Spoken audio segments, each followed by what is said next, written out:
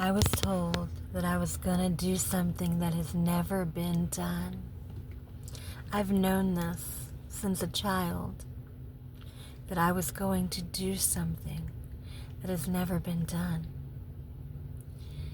Generationally, we have been continuously showing up in discord, dysfunction, programmed from infancy in a fear-based structure, a fear-based system that did not have our best interest at heart, that was of deceptive nature. And so, since a child, I have seen these truths. Since a child, my connection to truth, to God, was so strong and powerful that I saw so much. And I asked God when I was little, I asked Him to take it away because I couldn't function, because I would feel everything to the capacity where it would lay me out. And I knew that I could not function in the space of reality with feeling everything. And some things when I was younger I didn't yet understand, because I had many gifts activated early. I would touch a painting of an artist and I could instantly feel the person's energy. I could instantly feel the mindset.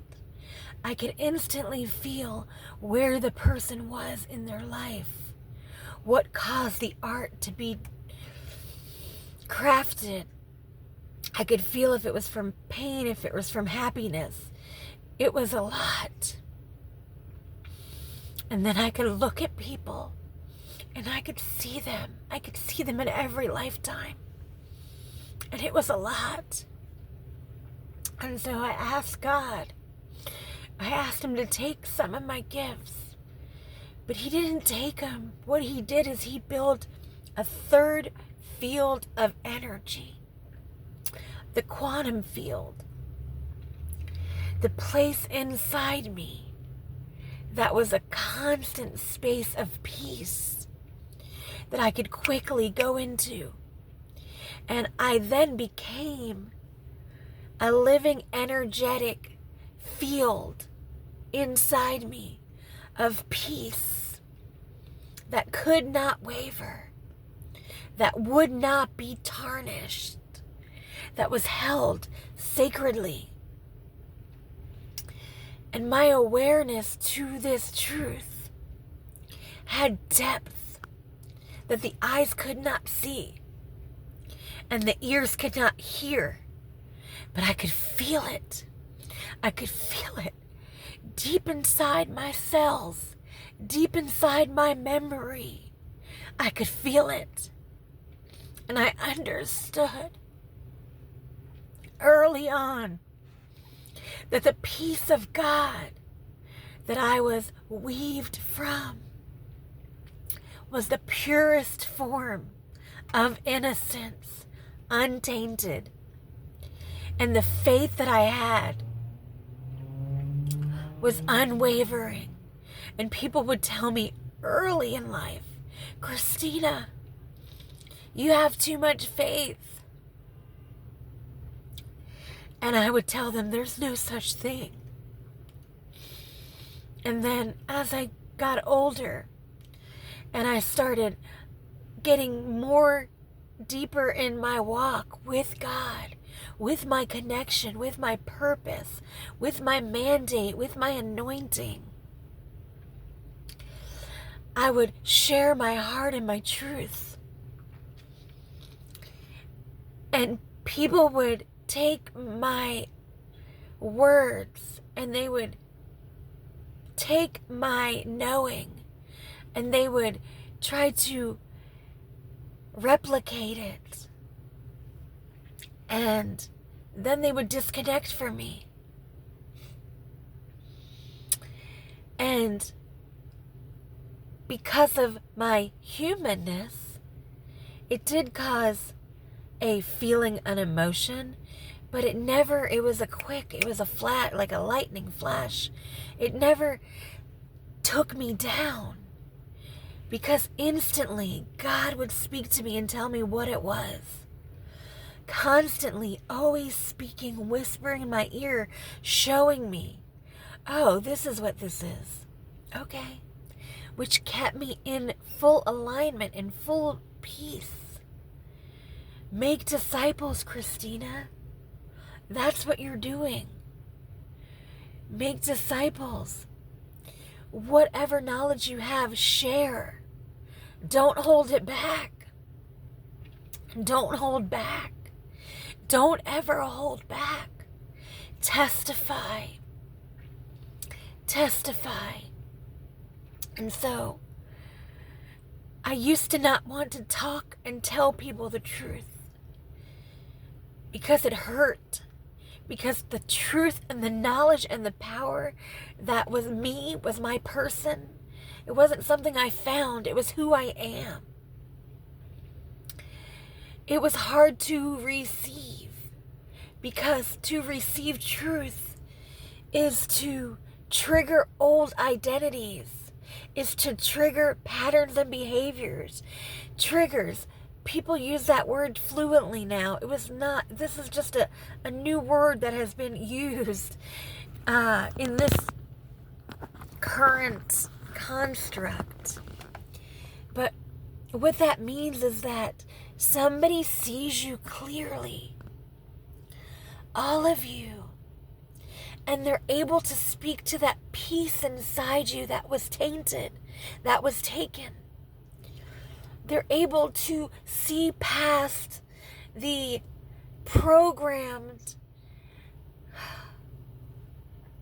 aspect that was taken on as a form of self-defense. They can see through it. And so when they are in alignment and connected to the divinity of nature of God, they're not supposed to be quiet. Because what if somebody never told you? What if somebody never was able to reach that depth inside of you? Then you wouldn't reach it.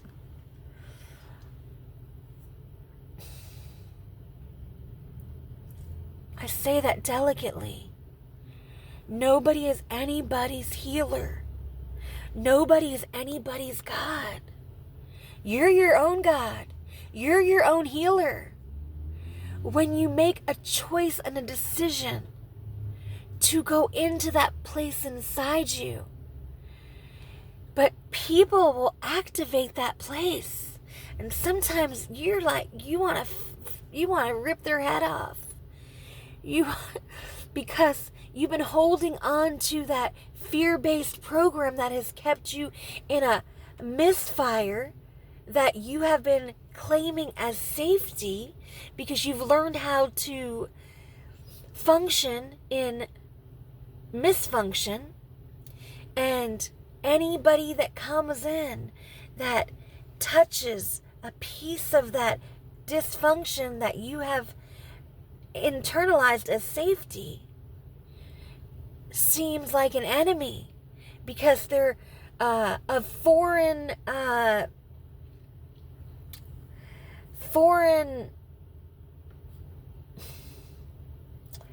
it feels like an invasion, because it is. And at first it feels like a fear-based invasion of, do not touch that place. Don't touch it. I got this. I'm safe in the dysfunction. I'm safe in the fear. I'm safe in my wounds. I'm safe there. Don't touch him. Don't touch him. That's normal. That's normal. It feels like an invasion, and it's hard to receive. But magic happens in discomfort. Magic happens when you get touched or pricked and you start to bleed on purpose so you can open up that wound and not suffocate it willingly. And you can open it, and when you open it, that pain starts pouring out of you, leaving your body, leaving your memories, leaving you. And what happens next is release at a cellular level, at a ancient imprint of before time. It leaves you and it revives you.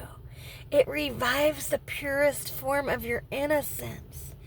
And if you keep saying yes when it hurts, when it's hard, when you want to fight back, that pathway of freedom all the way through the roots, through the filament, through the filament,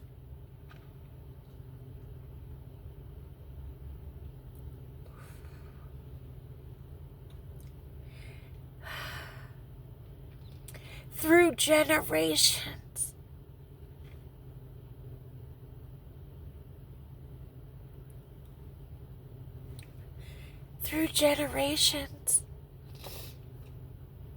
generation after generation after generation, unable to reach that depth, to pull that truth, to clear that deception, until you marry Jesus.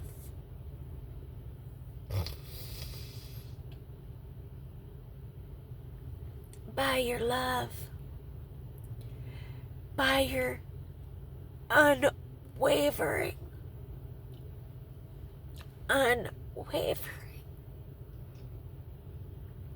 heart to serve, to do what you are called to do for the greater good of the world, for the love of God and the love of truth and justice for all. Justice for all. Imagine carrying that mandate. Justice for all. That means sometimes the flesh, all the time, has to die so the spirit can flow. The spirit can flow. And if energetics attach to your pureness along the way,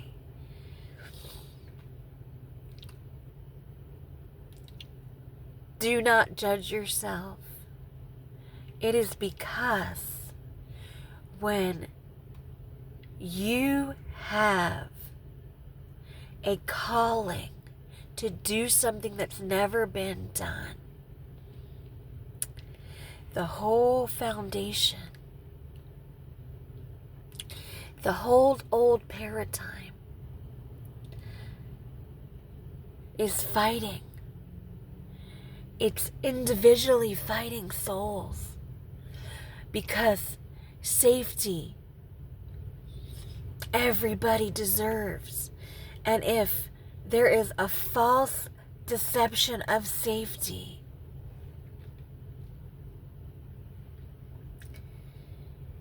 that has been anchored when invaders, which are light bringers, truth seers, step into the field and they're grounded, the old vibration will make way, because love, agape, has no bounds, no fear.